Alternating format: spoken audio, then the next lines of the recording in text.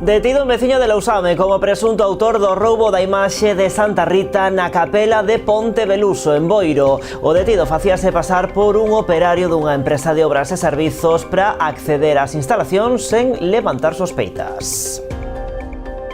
Que tal, saúdos? Os parquistas de Carril defenden o seu proxecto para a nave do ramal. Esta mañá negaron que nesas instalacións se vai a vender marisco, tal e como denuncia a Confraría Carrilexa. Aseguran os parquistas que coa ampliación de usos o que se busca é potenciar o sector e promocionar a ameixa de Carril, tendo en conta que a lonxa estaba a quedar pequena pro volume de produción. Din que a previsión é abrir a nave antes do verán. O BNG de Noia levará de novo ao Parlamento os problemas de turbidez da auga que se dan a cotío na rede de abastecemento municipal. As obras de mellora da ETAP que se están a desenvolver actualmente, nas que a Xunta inviste 1,3 millóns de euros, son para eles insuficientes. Din que non darán solución a este problema e piden aumentar a capacidade do depósito actual. O alumnado do colexio Isidora Riestra de Poio xa desfruta do seu patio cuberto. A actuación no patio exterior, que consistiu na sustitución da cuberta por unha nova estructura, contou cun investimento de case 50.000 euros. Hoxe recibiu a visita do conselleiro de Educación. A Deputación de Pontevedra anima a rapazada a falar en galego. Esta mañá a institución provincial organizou un acto no que se conmemorou por unha banda o Día das Linguas Maternas, que se celebra hoxe, pero tamén o Día de Rosalía, que se conmemora o vindeiro día 23 de febreiro. O presidente provincial animou a rapazada a empregar a nosa lingua. Tanto Luis López como algúns dos nenos e nenas que asistiron ao acto aproveitaron a ocasión para recitar algún poema de Rosalía. E o cartel do Salón do Libro de Pontevedra estará este ano asinado por unha Vila García. Nuria Díaz foi a ilustradora escollida para deseñar a imaxe desta 26ª edición da cita, que botará a andar o 21 de marzo co cinema como protagonista. A de Nuria Díaz foi a proposta elixida entre 44. Asuntos que tratamos de contado aquí nas Novas do Día en Canal Rías Baixas. Comezamos.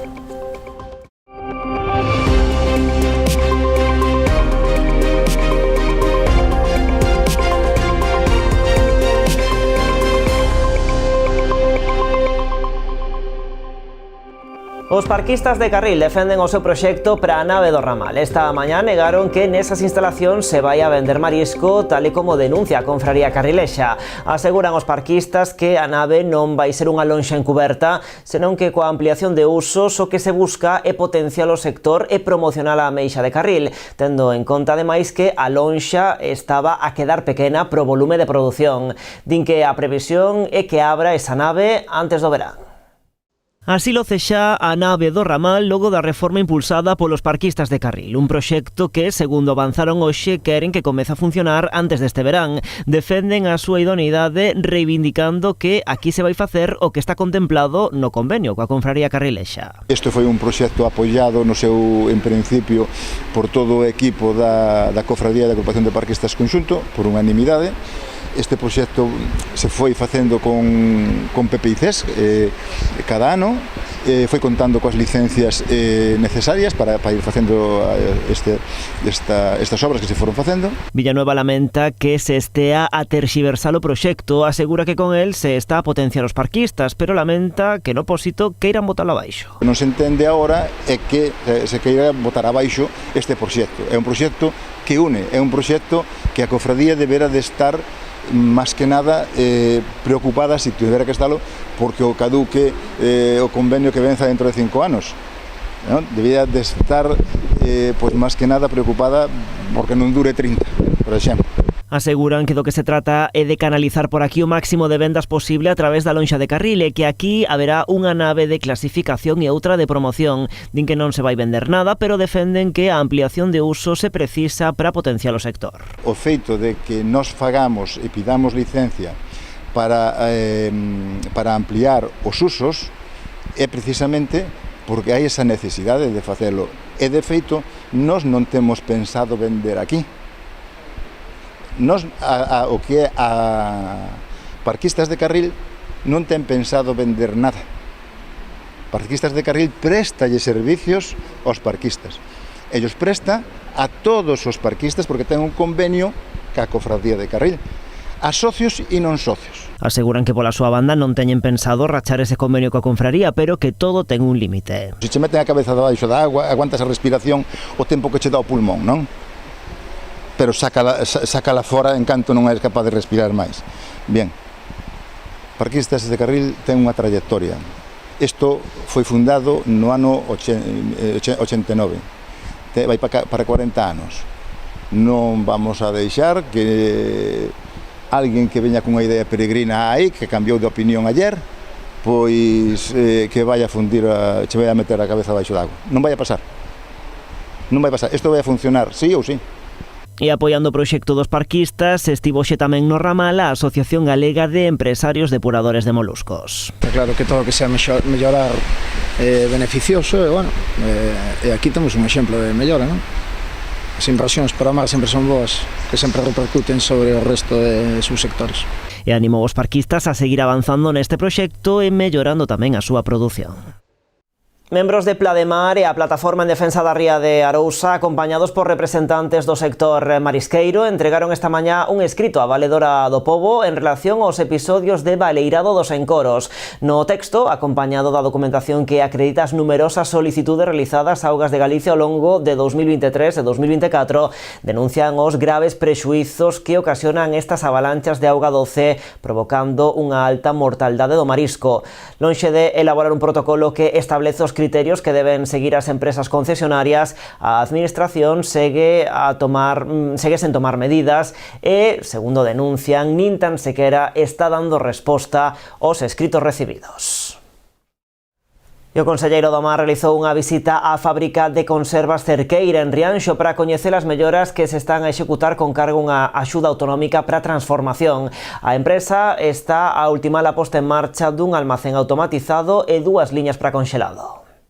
Acompañado pola directora xeral de Pesca, Acuicultura e Innovación Tecnolóxica, o conselleiro do Mar desprazouse ata Rianxo para coñecer os proxectos que está a executar Conservas Cerqueira grazas a unha orde bianual de axudas para a transformación. Unha orden de transformación do ano pasado, unha orden bianual, en donde foron máis de 10,4 millóns de euros os que, en este caso, foron dados ás distintas empresas, cerca de 40 empresas que se presentaron a esta orden de axudas.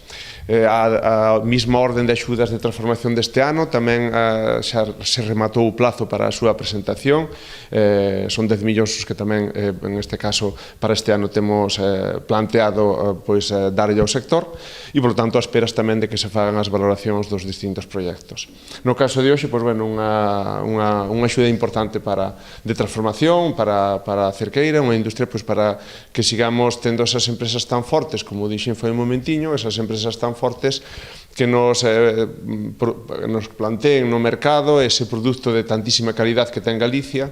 A empresa que hai ano e medio trasladaba a súa planta de Ribeira ao polígono de Rianxo vende construir un novo almacén. Está inmersa na posta en marcha de 2 novas liñas de conxelado para traballar produto fora de tempada. A fábrica de Ribeira estaba pensada para o fresco. Entonces, o primeiro foi montar toda a instalación para produto fresco, para o mesillón de aquí, o berberecho e todo isto, e agora seguimos co plan que tiñamos establecido. Montamos un almacén automatizado que poderedes ver que ainda estamos en fase de instalación, e vamos a montar 2 liñas novas para dar o salto ao conselado, porque nos necesitamos para poder regular os procesos e para poder regular a xestión do personal e a xestión da nosa produción, necesitamos ter tamén líneas de conselado, porque senón o fresco, como son produtos de campaña, o sea, como é o mesillón e o berberecho, entonces ahora mismo teríamos que ter a fábrica parada, ¿no? Entonces hoxe estamos traballando o chipirón, que é un produto conselado, e as novas líneas, que foi por o que nos deron a axuda, son para traballar outras liñas de cefalópodo. Estes proxectos supuxeron un investimento próximo aos 4 millóns de euros, dos que a Consellería do Mar achegou algo máis de 2 millóns. E aínda no Mar, a presidenta da Comisión de Pesca do Senado visitou Ribeira para coñecer as principais demandas da frota pesqueira. Acompañada polo senador popular Manuel Ruiz e outros integrantes do Grupo Popular, coñeceu as instalacións da conserveira Lou, a lonxa ribeirense e a Escola Náutico Pesqueira. Membros do Grupo Popular da Comisión de Pesca do Senado recalan estes días en Ribeira para coñecer as necesidades do sector no principal porto de baixura da comunidade. Gracias tamén á presidenta da Comisión, Carmen Belén, por unir a todos os compañeiros en esta visita a un porto que é referencia non só polo volumen de descarga, sino por ser un porto que se dedica a tantas e tantas artes, o cual nun mundo tan individualizado como é a pesca, pois o feito de conocer todas as artes que aquí se practican dá unha idea moito máis de conxunto. A presidenta da Comisión decidiu iniciar na localidade a súa rolda de visitas polas áreas de pesca máis importantes de toda a costa española, dada a relevancia da flota pesqueira do Barbanza. Para nosotros, desde luego, era muy importante el poder trasladarnos y el conocer de manos del sector todas aquellas inquietudes e intereses que puedan tener. Para eso nadie mejor que el presidente de las cofradías, que también nos acompaña esta tarde, y lo que queremos no es otra cosa que llevarnos todo ello y poder transformarlo en el seno de la Comisión en aquellas iniciativas que redunden pues en beneficio, ¿no?, de las miles y miles de familias que se dedican a la mar, no solamente en Ribeira o en la Comunidad de Galicia, sino en todo el litoral de España. Na man do voceiro da Comisión, o ribeirense Manuel Ruiz e representantes do sector tiveron ocasión de coñecer as instalacións da conserveira Lou Alma Galega e asistir á subasta na lonxa de Ribeira. Que non hai mellor xeito pois que vir a esta lonxa que é un dos nosos polígonos industriais e coñecer pois de primeira man toda a problemática e todas as inquedanzas que ten o sector para poder leválas pois ao Senado. Dende a súa constitución, a Comisión leva tramitadas 5 comparecencias e 29 mocións, 18 delas promovidas polo Grupo Popular. Quedan pendentes outra treintena de iniciativas referidas a temas clave para o sector, como a necesidade de excluir a conserva no Acordo de Libre Comercio con Tailandia, o recoñecemento dun segundo rexistro para a flota de altura ou o fomento do consumo de peixe co incremento da súa presenza nos menús escolares. E aínda da política, o BNG de Noia levará de novo ao Parlamento os problemas de turbidez da auga que se dan a cotío na rede de abastecemento municipal. As obras de mellora da ETAP que se están a desenvolver actualmente, nas que a Xunta inviste 1,3 millóns de euros, son para eles insuficientes. Din que non darán solución a este problema e piden, polo tanto, aumentar a capacidade do depósito actual. As obras de mellora da estación de tratamento de auga potable de Noia, que está a executar a Xunta nestes momentos, cun orzamento de preto de 1,3 millóns de euros, son para o BNG insuficientes. Segundo os nacionalistas, aínda que a actuación aumentará a capacidade da planta potabilizadora, non dará solución aos episodios de turbidez na rede de auga municipal, que se veñen rexistrando a cotío dende hai anos no municipio. Por esta razón, o BNG pide ampliar a capacidade do actual depósito. Aínda que amplíen a ETAP, que efectivamente eso potabilizará a auga pois moito mellor do que o está facendo agora, temos o problema de que non van sustituir o depósito actual. Malia que o Bloque Nacionalista Galego xa solicitou, malia que o Bloque Nacionalista Galego introduceu unha emenda aos orzamentos do ano 2025 a que o Partido Popular votou en contra no Parlamento Galego. Con que nos vamos a topar? Con que teremos unha mellora na estación de tratamento de augas, pero manteremos o depósito que tiñamos e, polo tanto, eso significa que, aínda que a potabilizadora a programaron para abastecer a 24.000 habitantes, que son bastantes máis dos que ten Noia en este momento, nos quedaremos con un depósito que nos días ou nos momentos en que haxa estes problemas de turbidez, en que haxa que cortar a auga, ese depósito só ten capacidade, o actual, que é o que vai a permanecer, só ten capacidade para suministrar auga durante 3 ou 4 horas a unha poboación de 15.000 habitantes, un pouquiño máis da que ten Noia en este momento. Dende o BNG sinalan que esta sería a solución definitiva ao problema, que supón un quebradeiro de cabeza non só para a veciñanza, senón tamén para o tecido comercial e empresarial da vila. A solución está en ter unha alternativa para cando haxa un problema concreto. Esa alternativa que se prometeu durante tantos anos e que ora de repente desapareceu dos plans do goberno municipal e desapareceu dos plans da Xunta é o depósito de auga. E por iso é que o BNG desde o Parlamento Galego vai a seguir insistindo en esta a verdadeira solución para os problemas de turbidez que están azoutando unha vez tras outra a veciñanza de Noia e que supoñen un problema terrible.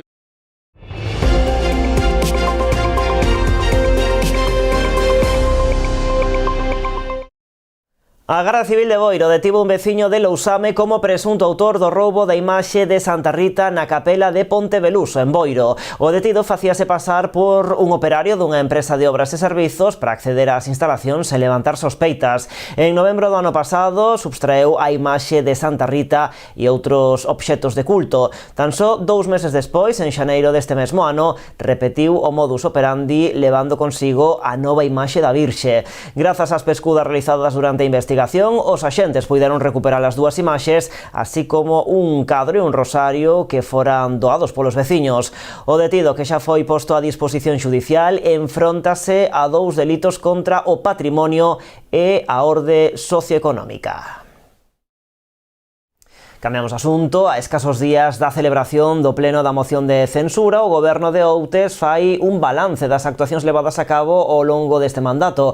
Algúnas delas xa concluídas, outras a piques de facelo e outras cunha tramitación moi avanzada. Supoñen máis de medio cento de obras cun valor estimado de máis de 2,4 millóns de euros. Máis de 2,4 millóns de euros en investimentos. Este é o balance que fai o goberno outense despois de preto de 2 anos á fronte do concello. Segundo informou o rexedor local, son preto de medio cento de obras, algunha delas xa executadas ou con traballos en marcha e outras xa licitadas, que o goberno saínte da moción de censura do vindeiro martes deberá afrontar. Unha parte importante desas actuacións tiveron como finalidade a humanización de diversos espazos na propia Vila da Serra, como é o caso do acondicionamento da Praza do Concello, a segunda fase da Rúa da Capela ou a obra levada a cabo na Rúa Doutor Esperante. Esta era unha obra moi demandada pola veciñanza, estamos falando dunha das rúas principais daqui da Serra de Outes e a nosa intención era continuar cos proxectos de humanización que se puseron en marcha xa en 2019 e que continuaron neste actual mandato, non? A estas dúas actuacións sumarase tamén en breve a obra de conexión do paseo fluvial da Horta do Muiño co centro urbano. Tamén se realizaron obras de ampliación e renovación no céspede do campo de fútbol municipal ou a sustitución das luminarias, así como na Casa da Cultura. Non só se cambiou as barandas, sino que se fixo unha remodelación completa das diferentes alturas donde se ubican as butacas para justamente gañar ese ángulo. A maiores, dentro desta obra que ronda os 30.000 euros de investimento, fixose un lavado e pintado de todos os paramentos exteriores da Casa da Cultura, e isto é importante resaltado porque facía décadas que non se facía. De feito, temos dúbidas incluso que se fixera algunha vez dende que se construiu este edificio fai 25 anos. Outra das actuacións pendentes será prevista na planta alta do antigo Colexio de Roo, para convertela nun espazo multiusos e local de ensaio para as diferentes agrupacións locais. Un uso cultural para desfrute da veciñanza do Concello de Outes. É unha infraestructura que xa existe, é a planta superior do que agora mesmo se usa como escola infantil e, polo tanto, ten todo o sentido do mundo arranxalo, se simplemente dende un punto de vista de conservación e mantemento de infraestructuras municipais, pero tamén o óptimo é darlle justamente ese novo uso necesario, posto que o colexio novo, que agora mesmo tamén é titularidade municipal, témolo comprometido coa Asociación de Discapacitados da Bisbarra de Muros para unha futura residencia de persoas con gran dependencia. En palabras do alcalde Manolo González, son todas elas actuacións que non son froito da improvisación, senón do traballo e da planificación levada a cabo durante este tempo polo goberno municipal. E o alumnado do colexio Isidora Riestra de Poio xa goza do seu patio cuberto. A actuación no patio exterior, que consistiu na substitución da cuberta por unha nova estructura, contou cun investimento de case 50.000 euros. Hoxe recibiu a visita do conselleiro de Educación. E a mí o que me gustaría destacar basicamente é a boa colaboración, a boa práctica que temos instalada entre a Xunta de Galicia e o Concello de Poio. Esta é a forma de traballar, esta é a forma de ter os centros educativos en bo uso, con bo mantenimento, e isto, ao final, redunda no conxunto da comunidade educativa, no profesorado, pero, sobre todo, redunda no benestar dos nenos. A reforma desta cuberta, que era unha demanda moi importante para o noso Concello, para que tanto as familias como os críos poidan, de alguna maneira, estar cubertos en caso de choiva e demais, e tamén agradecer a visita do conselleiro a este centro Isidora Riestra para coñecer de primeira man o que son as necesidades e as demandas que existen no centro. As obras comezaron a finais de novembro e remataron en decembro de 2024, garantindo que os estudantes puidesen utilizar as instalacións sen risco durante todo o proceso. Rodríguez destacou que esta mellora facilita o uso das instalacións exteriores, beneficiando a máis de 170 estudantes. Ademais, puxo en valor que esta reforma complementa outras actuacións previas no colexio, como a renovación do sistema de calefacción en 2020. Esta intervención contou cun orzamento de máis de 47.000 euros. No marco desta visita, o conselleiro de Educación subliñou o compromiso da Xunta coa mellora das infraestructuras educativas no Concello de Poio. Así, asegurou que o goberno galego investiu máis de 630.000 euros en melloras nos centros de ensino do municipio nos últimos 4 anos no marco do Plan de Nova Arquitectura Pedagóxica. Entre outras actuacións, salientou a renovación das fiestras, reforma dos aseos e sustitución de carpintería exterior no Colexio de Viñas ou o cambio de luminarias a reforma dos silos de pellets no Instituto de Poio. Bueno, hoxe, neste 21 de febreiro, conmemoramos o Día das Linguas Maternas e o domingo é o Día de Rosalía. Na Deputación de Pontevedra uniron estas dúas iniciativas para fomentar que a rapazada empregue o galego. Vémolo despois da publicidade.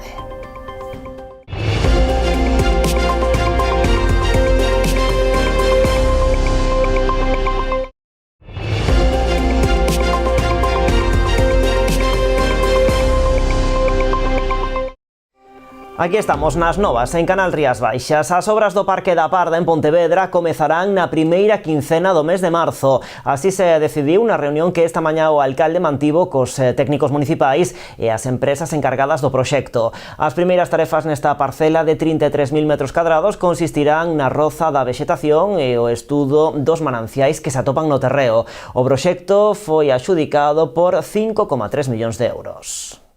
A primeira quincena de marzo comezarán en Pontevedra os traballos dirixidos a converter esta parcela de 33.000 metros cadrados no futuro Parque da Parda. E as obras van a comezar por efectuar un desbroce de toda a parcela, descotonar se fai falta algúns árbores e tamén, obviamente, triturar toda esa materia e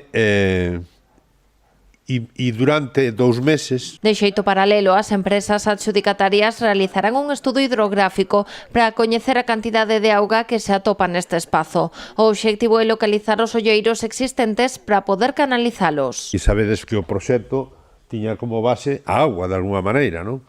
Se van a localizar os olleiros que hai na parcela para canalizar todas esas aguas ao longo dos 33.000 metros que ten a parcela e, en todo caso, facer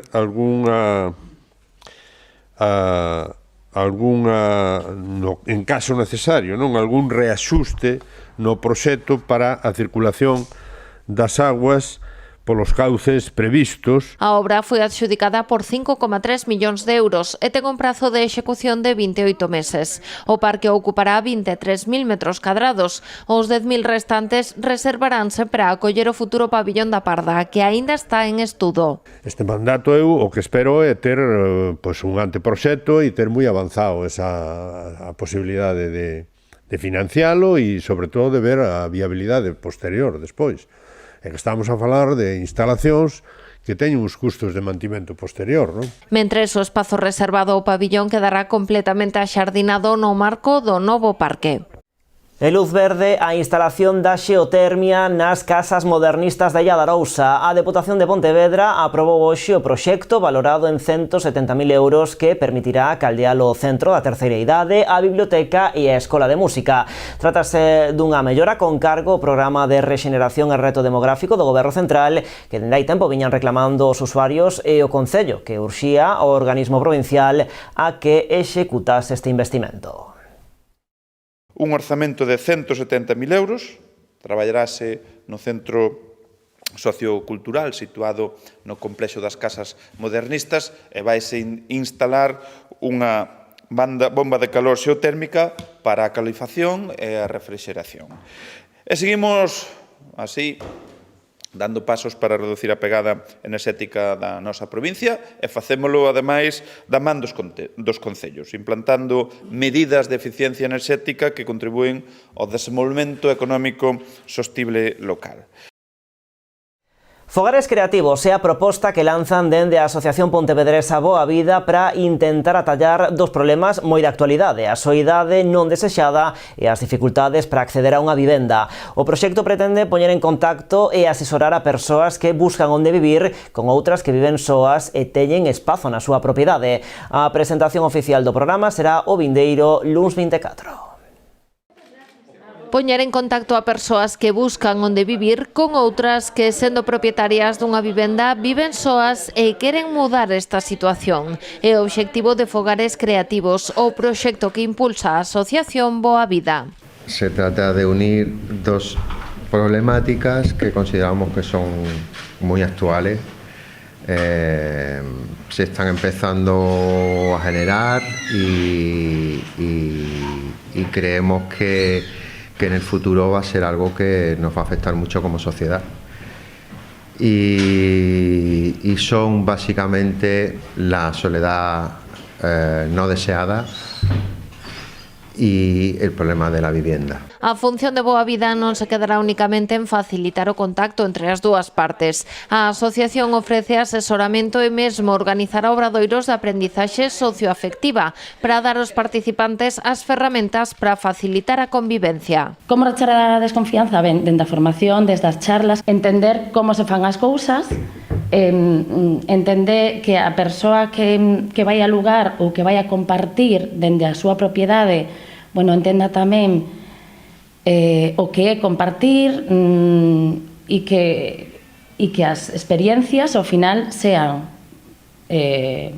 positivas e sean longas no tempo. Apuntan dende a asociación que actualmente en Pontevedra hai ao redor de 93.000 persoas que viven soas e que en moitos destes casos non se trata dunha soidade desexada. En un futuro lo más cercano posible, que esto se vaya asentando, este proyecto, que vaya creciendo y que las personas de Pontevedra, los habitantes de Pontevedra y como he dicho, de los concellos de alrededor, asimilemos como sociedad una nueva forma de entender el acceso a la vivienda y la convivencia. O programa arrancará con 30 prazas dispoñibles. O vindeiro luns 24 de febreiro ás 5 da tarde será a súa presentación oficial na sede que Boa Vida ten no número 10 da Rúa Echegaray en Pontevedra.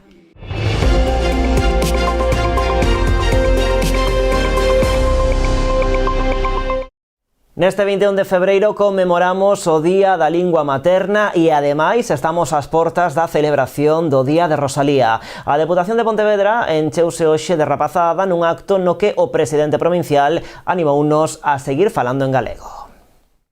Eu nacín en Rodeiro, vivo en Vila García e traballo en Pontevedra. E sempre falo o galego con quen teño a posibilidade de falar. E hoxe tamén é un día que queríamos aproveitar para trasladarvos que cuidemos, que promovamos e utilizamos o galego. E esa é a invitación que vos queremos facer desde a Diputación. O acto asistiu rapazada de terceiro de primaria do Colexio de Campolongo de Pontevedra. En total, uns 75 nenos e nenas que se sumaron a esta xornada na que a Deputación aproveitou para presentar un certame educativo para recoñecer a figura de Rosalía e promover o uso da lingua galega. Trátase dun concurso no que os centros da provincia que decidan participar deberán gravar unha peza audiovisual protagonizada polo alumnado, incluindo música, ambientación, vestiario e actuación, recitando algún poema de Rosalía de Castro. Por certo, tamén esta mañá se recitaron poemas da nosa poetisa máis universal no Pazo Provincial. Primeiro foi o propio presidente cunha estrofa dun poema sobre a lingua galega. Acto seguido, o protagonismo asumírono os estudantes ao recitar a coro poemas da poeta nacida en Padrón, como van ver a continuación. Atenda. Cantarte Galicia teus dulces cantares, que así mo pediron na beira do mare.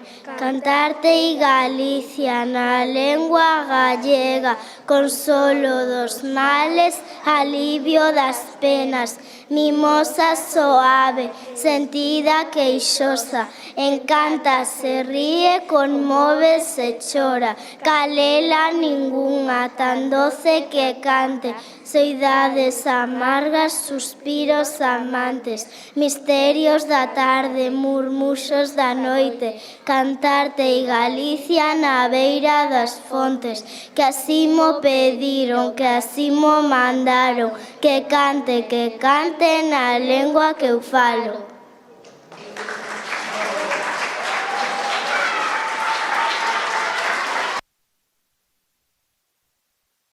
E o cartel do Salón do Libro de Pontevedra estará este ano asinado por unha Vila García. Nuria Díaz foi a ilustradora escollida para deseñar a imaxe desta 26ª edición da cita, que botará a andar o 21 de marzo co cinema como protagonista. A proposta de Nuria Díaz foi a escollida entre os 44 portfolios presentados por ilustradores nesta edición. Segundo explicou a propia autora, que estudou Belas Artes en Pontevedra, a súa obra está moi relacionada co cinema. De feito, conta con 3 publicacións como autora e ilustradora sobre a figura de diferentes directores.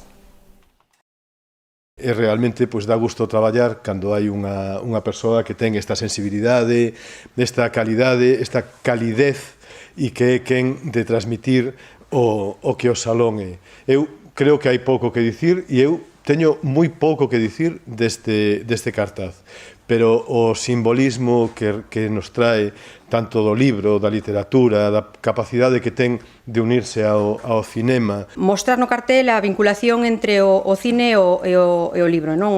Entre o cinema e a literatura, porque son dúas disciplinas que contan historias e que tamén crean emocións, non? En nós, e que están interrelacionadas entre sí, vaya. Entón, o que fixen foi idear a 2 personaxes, quería que fosen 2 personaxes divertidos, amenos, que conectaran moito co público que vai dirixido ao salón, cos nenos. Os amantes do caldo galego teñen a vindeira fin de semana unha cita ineludible na parroquia pontevedresa de Mourente. Os días 8 e 9 de marzo celebrarase a 33ª edición da Festa do Caldo Galego, unha cita que agarda reunir a máis de 3.000 comensais. Unha festa que ten nome propio no noso concello, que reúne historia, tradición, gastronomía, pero creo que o que debemos resaltar é a xuntanza de persoas, de veciños, de veciñas, ao redor de un plato, o caldo, que aúna o mellor da tradición gastronómica do noso país. O caldo, seguimos ca mesma tradición de poñer a taza de caldo e repetir as tazas que queiran, é dicir, cada un collerá a taza, comprará a taza e con ela encheremos de caldo as veces que eles queiran tomar caldo. Algunas veces tomarán 2, 3, 4 ou 5 tazas, pagarán 2,50 €. Creo que é un precio moi asequible para que todo o mundo poida probar o que é o caldo galego. Digan, bueno, se é un plato tradicional de Galicia, se é un plato estrella de Galicia, por lo menos a xente que nunca o probou. A festa comezará o sábado 8 coa recepción das autoridades e confrades para despois celebrar o acto de imposición de capas aos novos confrades e a entrega de diplomas na Deputación de Pontevedra.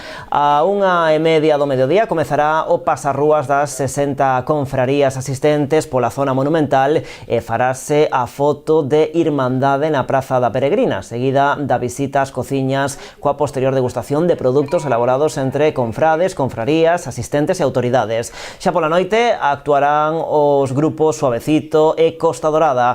O domingo 9 os actos comezarán ás 12:30 co recibimento das autoridades e confrades e a 1 a cantante Marieta será a encargada de lelo pregón. Tamén se fará entrega dun agasallo ao chef Xulio Mato e levarase a cabo unha homenaxe a Isidoro Bouzas Vila.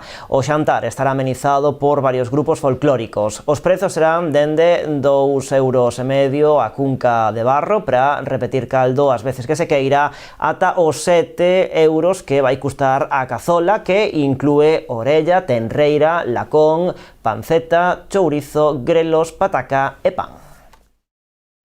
Bueno, despois de tanta comida, algo de deporte, o grupo deportivo Supermercados Freud xa está listo para a nova tempada. Hoxe presentou o seu equipo de ciclistas. 22 rapaces e rapazas competirán este ano coa camiseta do equipo, considerado un dos mellores da historia do ciclismo amateur español. Por exemplo, no 2024 gañou a medalla de bronce da selección española no Team Relay do Campeonato de Europa de Ciclocross, que se celebrou en Pontevedra.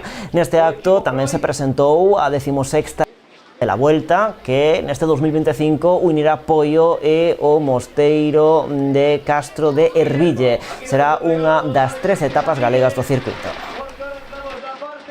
Unha etapa importante donde nadie se vai poder borrar. Vamos a ver si os primeiros da xeral van a disputar a etapa ou vai haber a típica etapa donde corredores en fuga podan disputar, pero evidentemente vai a gañar un gran corredor. Nosotros vemos como la salida de esta etapa como una oportunidad para enseñar al mundo lo que es nuestra ría, en este caso nuestros sectores, como es el turismo, como es el marisqueo, como es el mar, nuestra illa de Tambo, que creo que ahí Terio vaya a dar alguna explicación a Perico de esa illa, pero sobre todo queremos dar las gracias a todos esos amantes del ciclismo que de alguna manera se sienten orgullosos de que nuestro concello pues vaya a ser, en este caso, el concello de una etapa tan importante en esta Vuelta a España. E Muros acollerá este domingo a cuarta edición do Campeonato Galego BTT 3 horas de resistencia. A proba organizada polo Club Ciclista de Muros en colaboración co Concello dará comezo ás 10 da mañá na contorna do campo de fútbol de Agra da Filgueira, en Louro. Desenvolveránse probas en todas as categorías, dende cadete a máster 60, tanto masculinas como femininas. Dende o Concello de Muros quixeron agradecer o labor da Brigada de Obras como dos efectivos de Protección Civil, da Policía Local, o GES e a Garda Civil, que colaboran na organización e desenvolvemento desta proba. Bueno, pois así sobre rodas marchamos. A actualidade continúa, xa saben, en canalriasbaixas.com e tamén nas nosas redes sociais. Gocen da fin de semana, vémonos o vindeiro luns.